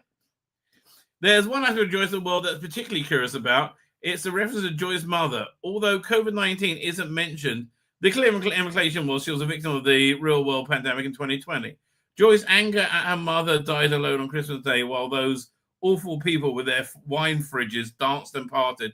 I mean, look, dude, I'm not going to argue with you that the Tories aren't cunts, okay? I'm not going to argue with you at all, right? But Labour's, totalitarian fascist cunts, right? I understand. They're all cunts. But, Labour's just marginally worse, right? And they never say a bad word about it. Are you going to do a Doctor Who story about a left-wing government that comes to power and becomes a totalitarian nightmare? Lies through their fucking teeth relentlessly? Are you going to do that? I don't think you're going to do that, right? Well, especially different when we lost COVID at that time. I was looking at the motivation for Joy, he says, Stephen, and I thought about COVID, and I thought, well, that's something that people can relate to. That's a recent piece of history that's really tough for people. I think it was somewhat misjudged putting it in the episode because it really was very tough and it's too close, right? I think it's too soon. And I don't think it really gives her the right the right level of motivation either, right? I mean, it's like, yeah, I did. Rather than this being a clanger, I think it was misjudged. However, Stephen didn't want to make the point about law breaking, but to highlight the strong emotional response from ordinary members of the public. Well, okay, that seemed reasonably obvious. Where are we up to? Yeah, I think it's also truthful. He continues, there was a lot of people who didn't say goodbye properly to their loved ones. That was terrible. Oh, man, that made me so mad. Right? That made me so mad. A friend of mine's, I think their father died from COVID, and they weren't allowed to touch each other. That's fucking cunts. Anthony Fauci, by the way, so the guy who the architect of COVID, right, and the insane response that we had to it, that made a lot of money for pharmaceutical companies, right? The guy called Anthony Fauci in America, he funded it. He was stupid with it, and that's how it got out. He's been given a preemptive pardon by Biden, right? So they can't prosecute him. However, Russia is asking for him to be extradited for crimes against humanity, right? I think as some kind of deal to end the Ukraine war, they should get Fauci. That would be hilarious. That would be redonkulous. Oh man, that would be hilarious. Oh, they extradite Fauci to Russia to stand trial. Man, that honestly, that would be sweet, right? That would be sweet. Everyone knows somebody who was affected, and the anger of the country was not from one side of politics. No, yeah, again, both the Tories are cunts, okay? The Tories are cunts, right? Labour are fascist cunts. There's one's slightly worse, right? There's a lot of nonsense going on at the moment between the right and the left and right. I find it all hideous. Well, I hate to tell you, mate, it's because the left have adopted this attitude of totalitarian bullies and have embraced insanity, which if you question it in any way, it falls apart. So they scream at you not to question it, and they call you racist, right? That it was the left that moralized that political differences, not the right, right? That was just right and wrong. Well, it's funny how you only just do right and wrong about about the Tory government, right? You don't do right and wrong about Labour, do you? No, because you won't get invited to your wine partners anymore, will you? Let's move on from the horrors of the real world and instead look at another of Joy of the World themes. The recurring motif in Stephen's episodes is the idea of life after death. That's a very good, interesting point. Can human consciousness continue after the body has died? Yes. You could have just asked me. I would have told you. The concept plays a big part in Twice Upon a Time. Yeah, I really like it for that. The testimony preserving the memories of the dead, not to mention the library from Silence Library where River Song ends up in her electric afterlife. No reason we saw Stephen toy with the idea of artificial consciousness in Boom and Joy of the World. I didn't really like either of those things, but again, it very much it doesn't jive with my worldview. Tell me I'm wrong. With AI everywhere now, he suggests. Yes, it does fascinate me. It's mostly about memory. We have no idea what a living consciousness is. That's a good point. Listen, if you want to talk about really great AI, computer consciousness, is it real, is it not? I recommend Westworld. That's one of the major themes of it, and it really do it very well. No one's really come up with a scientific definition of that at all. What, living consciousness? Yes, well, we call it a soul, right? No one even has a theory. Look, okay, mate. Rabbi Chaim Levata, was it Chaim? Who wrote this? Hang on. It's called. It's an ancient English book, ancient book by Rabbi Chaim Levata. It came out. When was it? In 1736. And yeah, no, it very much does talk about this. Talk about what consciousness is, what life is. All right. Look, scholars have been talking about it for hundreds of years, thousands of years. Yeah. People have had ideas about this. If a living consciousness had your exact memory, would it be indistinguishable from you? No. Because we all have a unique spark of life. All right, and we all have a unique soul, and we are more than the sum of our memories. We are. I mean, I believe that. Yeah, we if you ever see the movie Cloud Atlas, where you have people, they live their life, they die, and they're born again, right? And their soul moves throughout time, all right. And so oftentimes you carry not the memories, but the trauma from one life to another, all right. Like my mother was always too scared to go swimming, and that is because she said she always had a memory of being a slave being put to death by drowning, and she probably was, right? She probably was, a Roman slave being put to death by drowning, and I think things like that happen. If consciousness had your exact memory, would it be indistinguishable from you? No, again. Westworld really deals with that very well, right? Why are you saying nobody's ever talked about it?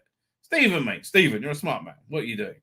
There's a terrific episode of Star Trek Next Generation called Second Chance where transporter malfunction duplicates Riker, and he's been left in this in the middle of this planet for 5-10 years, right? And he goes a bit batty.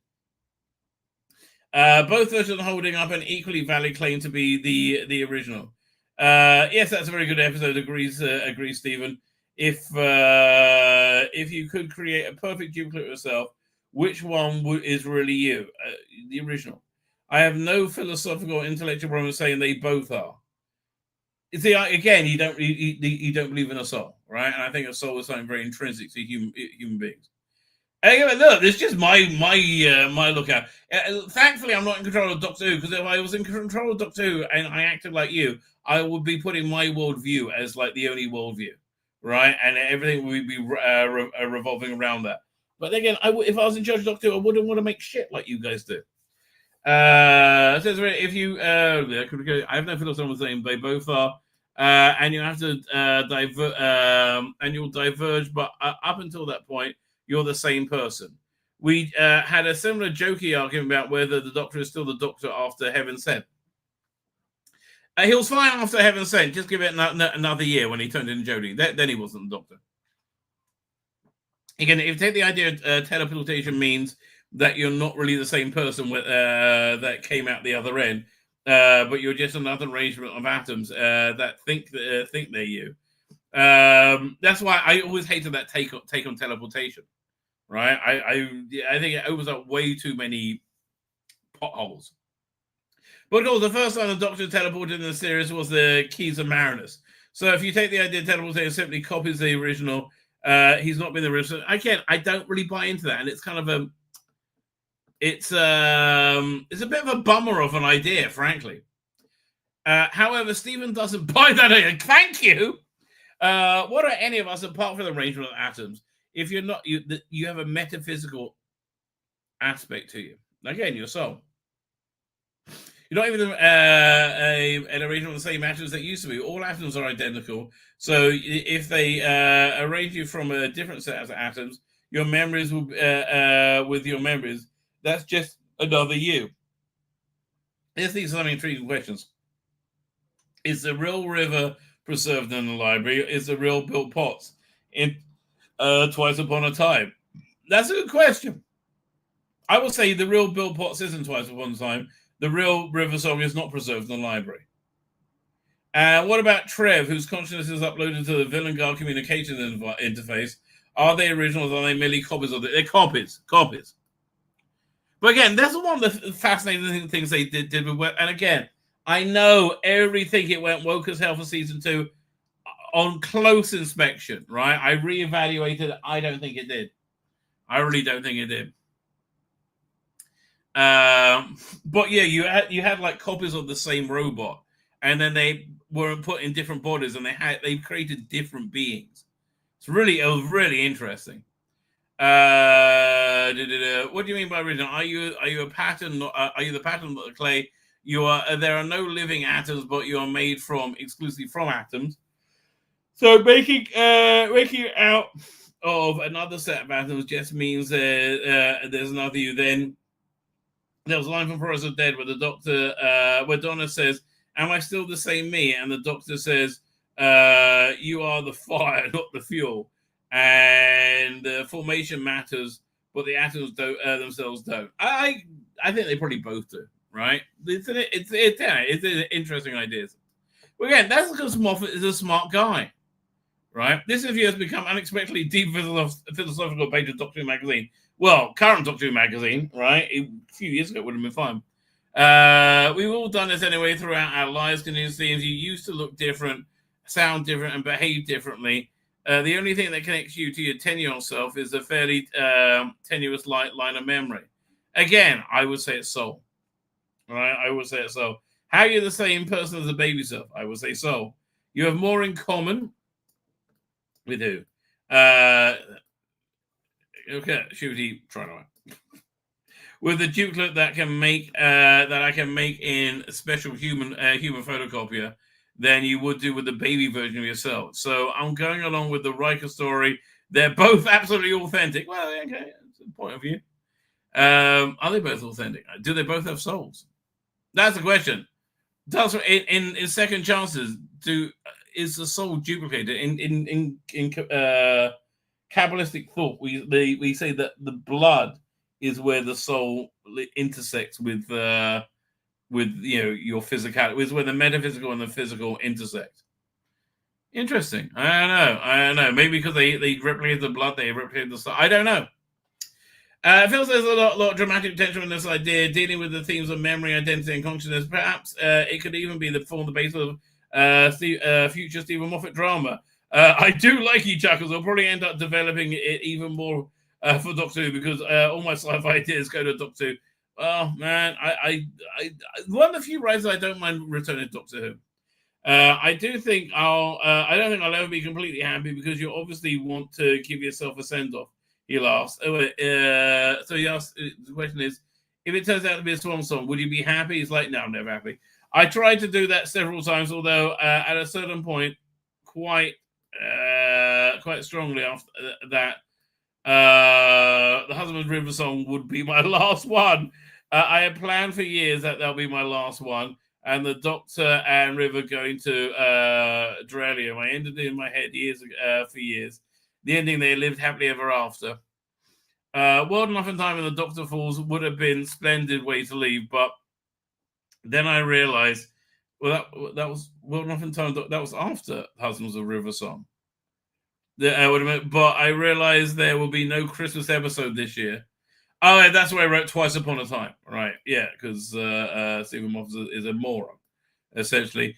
If people like that one, that's great, but it wasn't the way I planned to leave. I agreed to do Boom, and I thought that might be my last one. I know. The truth is, I will never know when I've done my last one. You know, I always think about that. Like,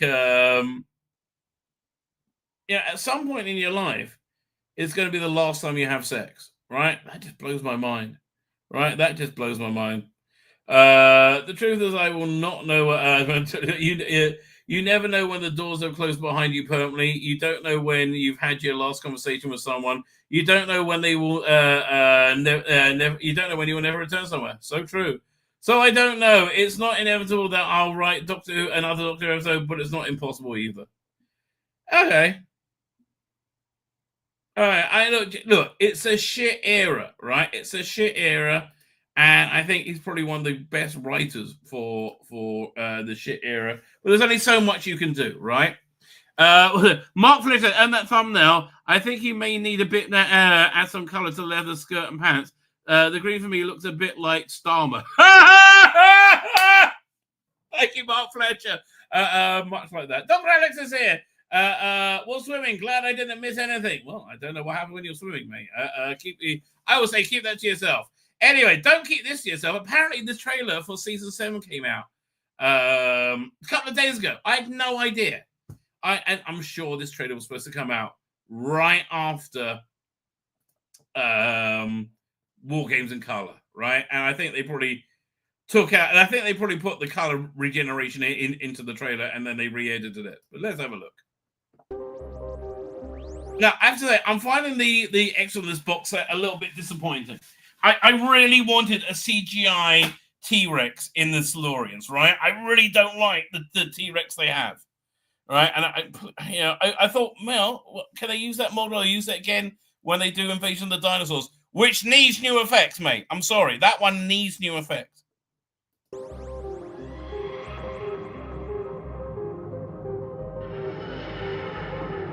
So what? That's the Mind Robber.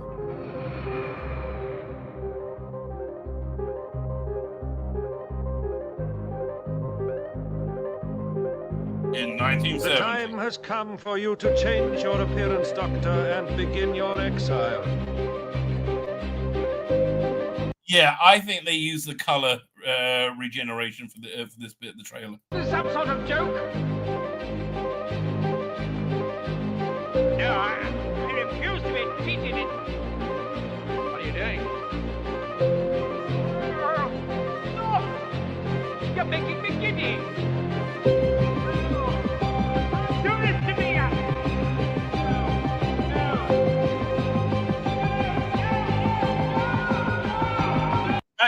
This trailer has gone for a minute before we got to John Pertwee, which is it's just strange, right? It's just strange.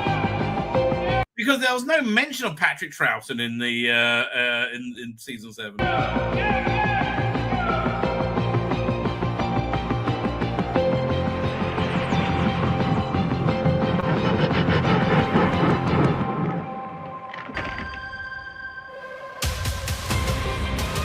We deal with the odd. The unexplained. I love the Silurian. It's such a good story, right? I just wish it had new effects.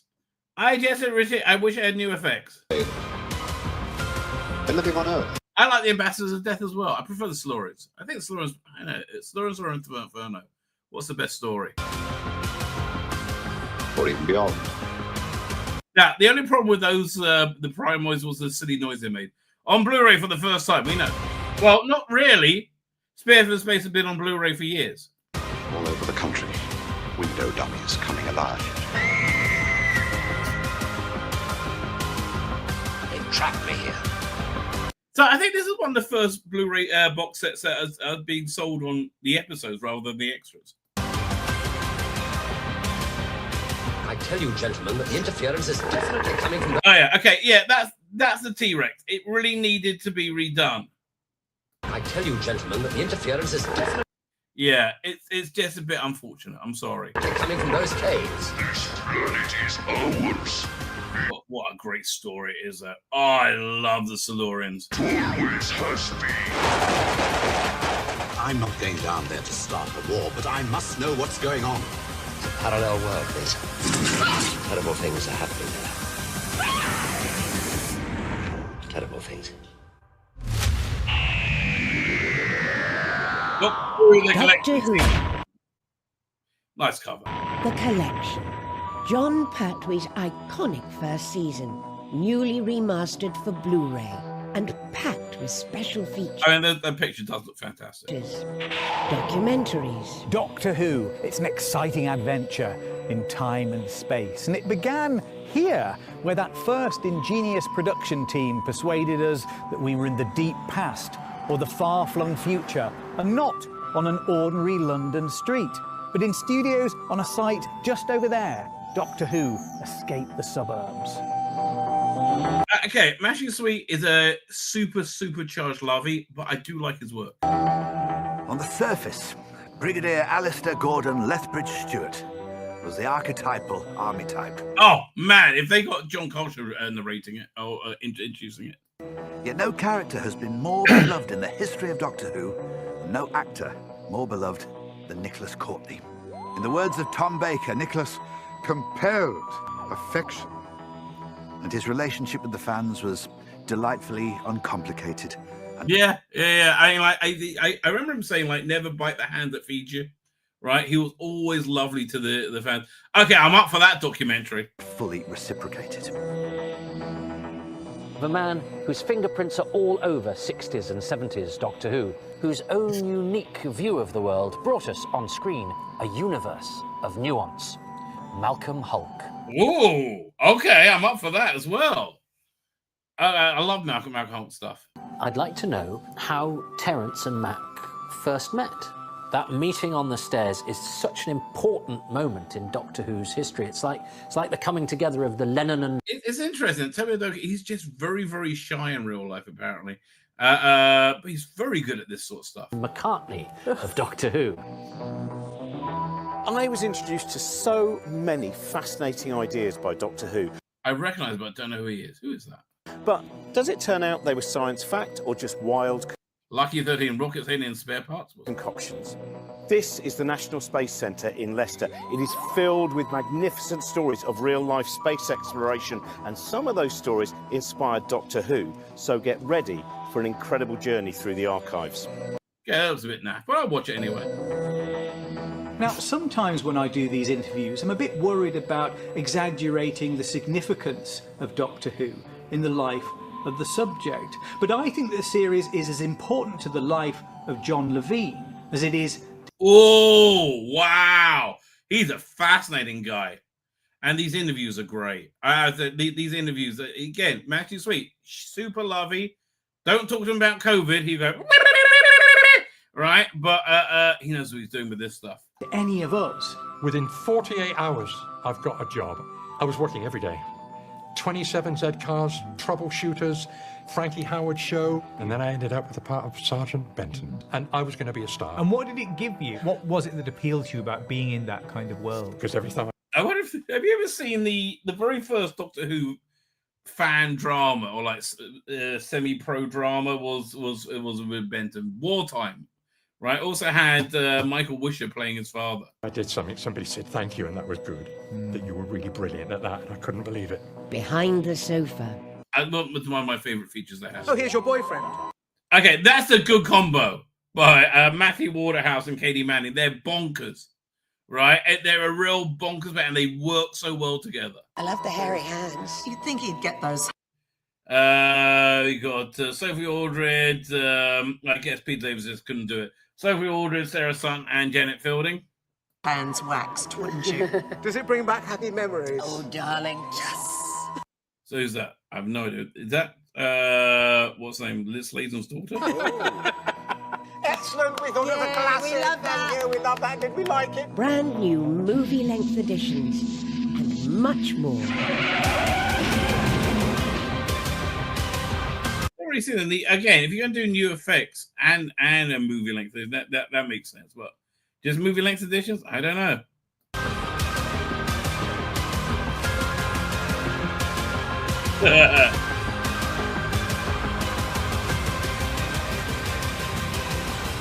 the way, I just realized.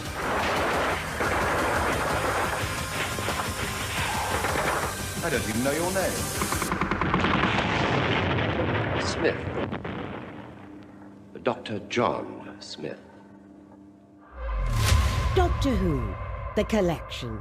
Season 7 is available to pre-order now. March 3rd, I think it's coming out. Pretty sure it's March 3rd. Let's have a look. There you go. I'll go to Amazon. Amazon.co.uk. Probably one of the last things I looked up, isn't it? Here we go. Doink. Share screen. Share screen. Doink. So it's I'll get it by the 25th of March. But when's it released? March 3rd. Okay, it's coming out in just over a month. I am down for that. I am totally down for that. All right. Why they're making the sandwiches, I really don't know. Wait, do they know when that's coming out? March 24th. I don't get the savage. I don't know why they're doing any more reconstructions in this fashion. AI is so advanced. I mean, if you want, why not put the same money you put into that into a either get Callum, whatever name, to Dino Puff, I think is his YouTube channel, to go to make them. They're just so much better than the stuff the BBC does, right? It's just so much better. I don't really understand it, right? I don't understand. But then again, I am cursed with memory and intelligence, which I don't think anybody in the BBC could ever be really accused of. Fine. With that, ladies and gentlemen, I am wrapping up. I'm back on Tuesday. On Tuesday, and who knows or dares to dream what we'll be talking about then. It will be dark. It will be mysterious. It will be filthy. It'll be everything that you. It'll be saucy. It'll be everything you expect from the Rabbi from another planet. So with that, I'm going to hit the end broadcast, and I'm going to hit again and say.